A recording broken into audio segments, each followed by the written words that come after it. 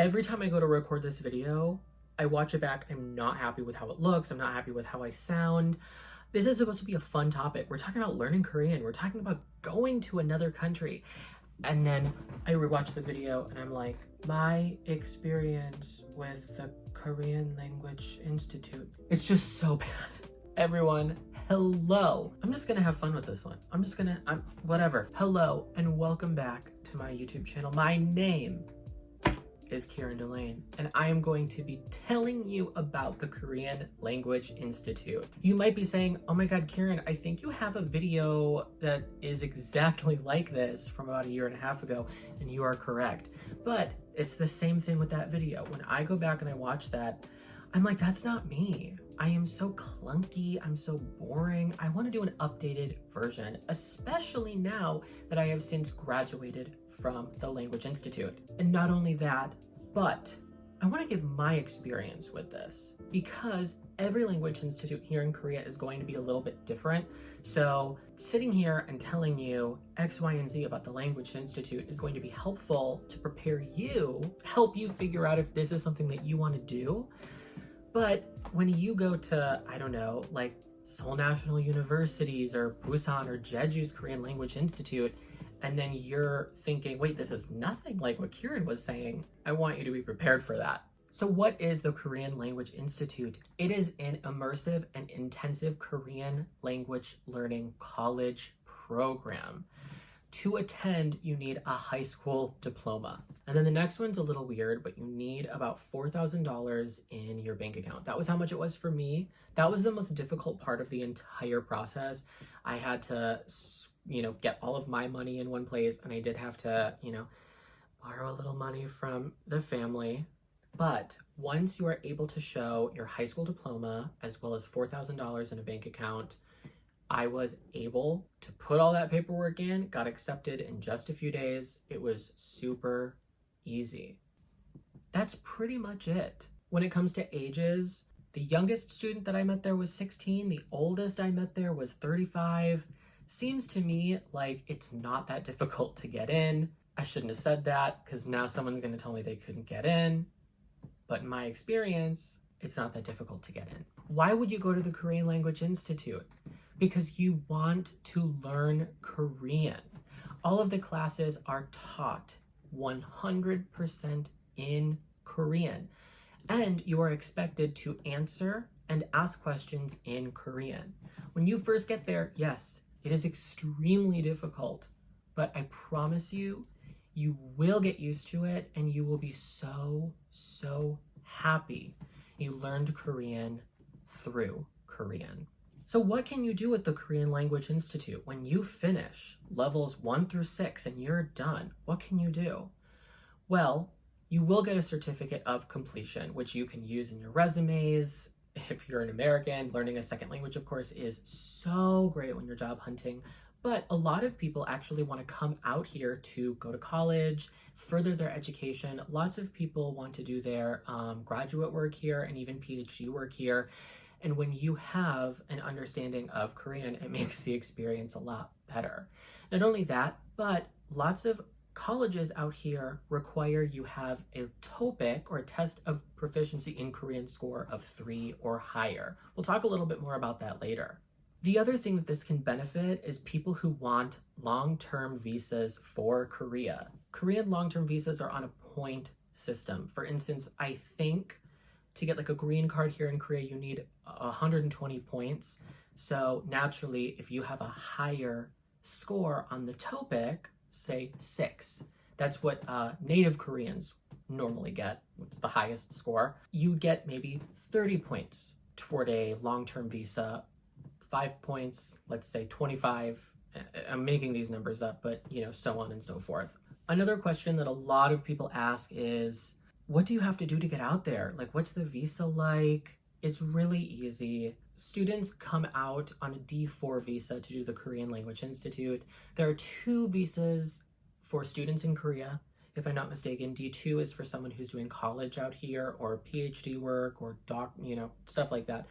And then the D4 visa is for people who are doing these like language institutes or training programs. When you get on a D4 visa, you can renew it for up to 2 years. I was really worried when I went ahead and did the D4 prep work. I thought, oh my God, this is going to be so difficult. It's going to be so expensive. It was super easy. When I got accepted into the Korean Language Institute through Yeungnam University, they sent me all of the necessary paperwork on their end. It was super quick. I think I probably spent less than $100 to actually mail everything off to the nearest embassy to me in the United States. And I had my passport back like 72 hours before I was on the plane to Korea. Speaking of money though, how much is the Korean Language Institute?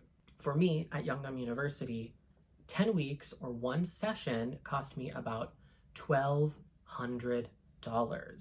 Dorms are also available to people who want the dorm life, want the dorm experience. I did not do that, and I'll tell you why.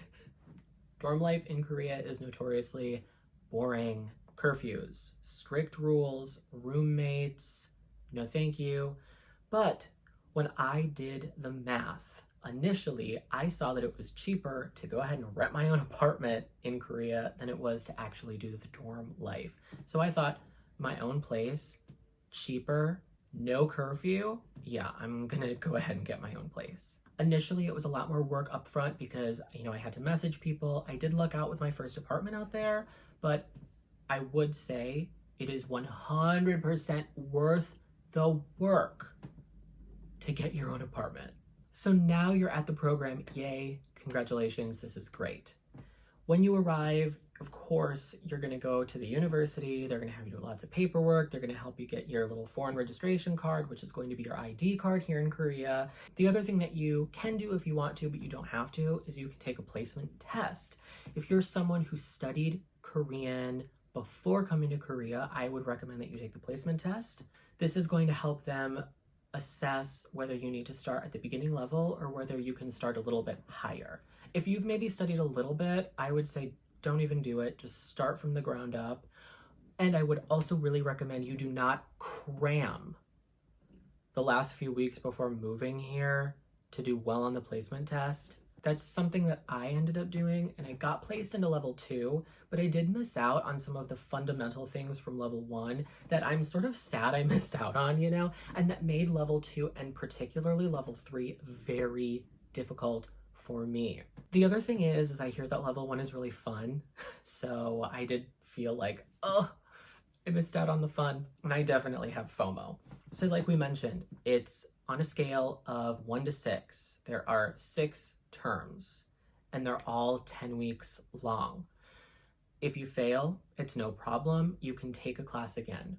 Are there any repercussions for failing? No, there are not. As long as you have good attendance and you are showing your teachers that you are trying, there are no repercussions for taking a term over or failing a class. Honestly speaking, I ended up failing 4 and 5, and I did them over. It was that simple. I had good attendance, so I was allowed to.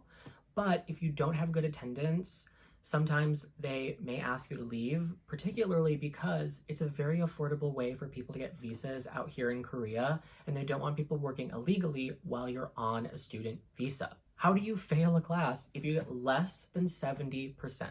So naturally, like most college classes, you need a 70% or higher to move on. If you are at the top of your class, you can get money off, like little scholarship opportunities. So if you have perfect attendance, you can get maybe it was like $50 or $100 off of your next term. And I think that you could even get like $200 off if you were like the top of your class.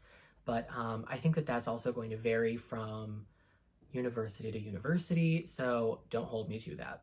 So like I mentioned before, this is an extremely intensive course. There is a really minimal workload outside of the classroom, but when you're in the class, it is go, go, go from start to finish. It takes anywhere from 3 to 5 hours every day, depending on the school you're going to. It took me 4 hours every weekday. Most of my classes were in the morning. We started at 9 o'clock and we went until 1. You had 4.